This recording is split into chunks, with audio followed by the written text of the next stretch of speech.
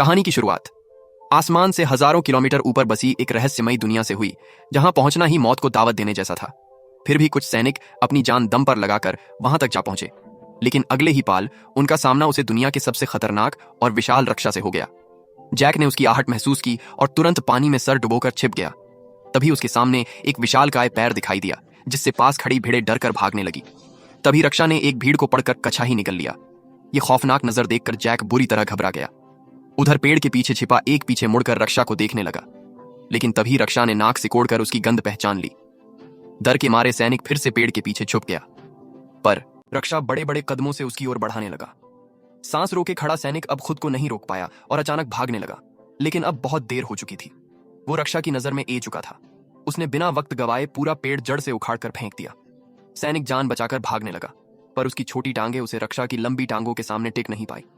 रक्षा ने तेजी से कदम बढ़ाई और एक ही बार में उसे बेहोश कर दिया। पहली बार इंसान को देखकर वह उसके पास झुका और गौर से देखने लगा। जैसे ही वह उसे कर ले जान वाला था, उसी वक्त कप्तान तलवार लेकर उसकी ओर दौड़ पड़ा और पूरी ताकत से तलवार रक्षा की एड़ी में घूमती दर्द से तिल मिलाकर रक्षा पीछे मुड़ा। लेकिन अगले ही पाल उसने हल्का सा पैर मारकर कप्तान को दूर फेंक दिया। फिर उसने अपने पैर में फांसी तलवार निकाल और दोनों सैनिकों को उठाकर खाने के लिए ले गया। दूर खड़ा जैक ये सब देख रहा था। इस पाल उसे एहसास हुआ कि वह यहां आकर कितनी बड़ी गलती कर चुका है। दरअसल कुछ समय पहले जैक को एक पादरी की मदद से कई जादू भी मिले थे, लेकिन जैसे ही उसकी गर्लफ्रेंड, जो एक राजकुमारी थी, जब जैक से मिलने आई, तभी उन बीजों में से एक भी पानी के संपर्क में आते ही तेजी से बढ़ाने लगा, जिससे अचानक पूरा लकड़ी का घर जोर जोर से हिलने लगा और नीचे से अजीब डरावनी आवाजें आने लगी। दोनों डर के मारे वहां से हिल भी नहीं सके और तभी अचानक जमीन फैट गई और एक विशाल बेल घर को चीरते हुए आसमान की ओर बढ़ गई। ये देखकर राजकुमारी तुरंत भागने की कोशिश करने लगी, लेकिन तभी एक मेज उसके ऊपर गिर गई। जैक उसे बचाने के लिए आगे बढ़ा, लेकिन तभी बैलों ने उसे उछालकर घर से बाहर फेंक दिया। उसी पाल एक लकड़ी का दरवाजा अचानक खुल गया और राजकुमारी को एक रास्ता दिखाई दिया। लेकिन जैसे ही वह बाहर भागने लगी, उसी समय बेल ने अचानक दरवाजा बंद कर दिया। राजकुमारी दरवाजा खोलने की कोशिश करने लगी, लेकिन दरवाजा जरा भी नहीं हिला। ये देखकर जैक ने बैलों को काटने के लिए तुरंत एक कुल्हाड़ी उठा ली, लेकिन तभी अचानक पूरा घर जादौन समेत उखाड़कर आसमान की तरफ बढ़ाने लगा।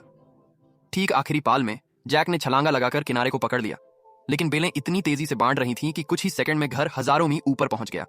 जैक पूरी ताकत से कुल्हाड़ी चलाकर बेल को काटने लगा।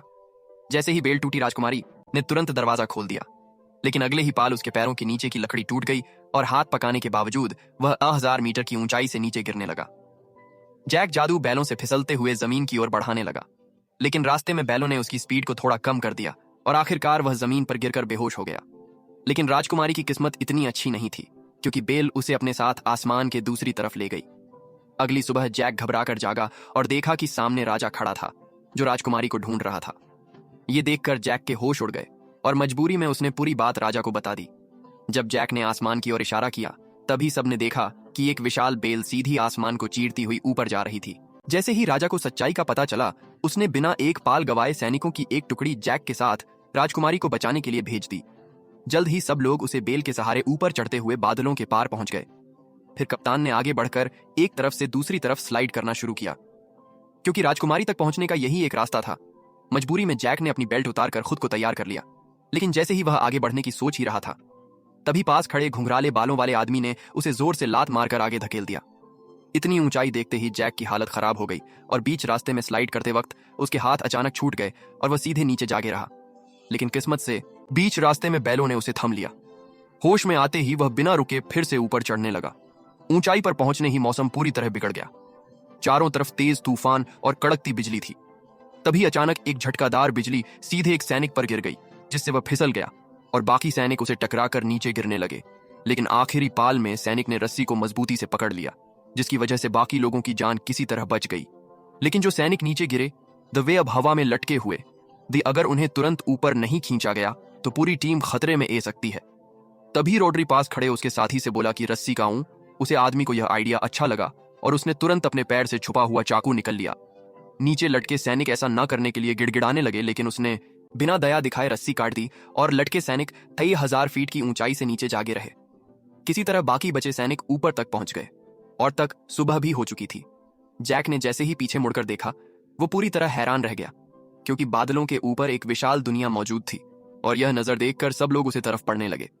तभी कप्तान को जमीन पर ताजा पैरों के निशान दिखाई दिए, जिससे उसने अंदाजा लगाया कि राजकुमारी नीचे नहीं उतरी बल्कि यही कहीं है। और जब सब लोग गुफा से बाहर निकले तभी सामने का नजर देखकर कप्तान डांग रह गया, क्योंकि यह दुनिया उम्मीद से कहीं ज्यादा विशाल थी। सभी लोग आगे बढ़ते हुए इलाके की जांच करने लगे। तभी उनकी नजर पेड़ों की टहनियों पर पड़ी। उन्हें वहां राजकुमारी के छोड़े हुए निशान मिले। उसी दौरान जैक को जमीन पर वही किताब भी मिल गई जो उसने राजकुमारी को दी थी। तभी उनकी नजर टूटी हुई टहनियों पर पड़ी और इसी से उन्हें अंदाज हो गया कि राजकुमारी को कोई खतरनाक जी उठाकर ले गया है। इसके बाद सभी लोग दो टीमों में बांट गए और अलग अलग दिशा में राजकुमारी को ढूंढने निकाल पड़े। रास्ते में जैक और उसके साथ ही एक नदी के पास पहुंचे, जहां उन्हें मोती ताजी पेड़ों का झुंड दिखाई दिया। कई दोनों से भूखे होने की वजह से उन्होंने एक भेद को पकाने का सोचा, लेकिन जैसे ही वे भेड़ पकड़ने की कोशिश करने लगे तभी गलती से पास में लगा हुआ जाल एक्टिव हो गया। जैक ने तुरंत अपना चाकू निकाला और पूरी ताकत से जाल काटने लगा। उधर कप्तान भी रस्सी काटने की कोशिश कर रहा था, लेकिन तभी उसकी नजर एक अजीब चीज पर पड़ी। पास के सारे कौवे अचानक घबराकर उठ गए और सारी भेद भी एक साथ दूसरी दिशा में भागने लगी। कप्तान को कुछ शक हुआ, पर वो फिर भी रस्सी काटता रहा और जैसे तैसे वे दोनों जाल से निकल आए। लेकिन तभी जंगल से डरावनी आवाज गूंज उठी और उसी पाल एक विशालकाय दानव उनके सामने आया और दोनों सैनिकों को पकड़ अपने साथ ले जैक चुपचाप दानव के पीछे पीछे चलने लगा, ताकि सही मौका मिलते ही उसे साथियों के साथ राजकुमारी को भी बचा सके। दूसरी तरफ फ्रेडरिक दोनों सैनिकों के साथ एक चट्टान के किनारे पर पहुंच गया। गंजे आदमी को लगा कि इस तरह ढूंढते रहना बेकार है और वह कोई दूसरा रास्ता खोजना के लिए आगे बढ़ाने लगा। लेकिन तभी फ्रेडरिक ने अपनी चल दी मौके का फायदा उठाकर उसे सीधे गहरी खाई में धक्का दे दिया। यह देखकर का दोस्त जोर आई पी पर बई जोर से हंसने लगा। तभी एक विशाल हाथ ने अचानक उसे पकड़ लिया। ठीक उसी पाल पीछे से एक और पहाड़ जितना बड़ा दाना उसके सामने ए गया। रेड्रिक डर के मारे वहीं जमीन पर गिर पड़ा और जल्दी जल्दी अपने बाग में कुछ ढूंढने लगा। लेकिन जैसे ही दाना उसे नेक्स्ट पार्ट के लिए लाइक सब्सक्राइब करें।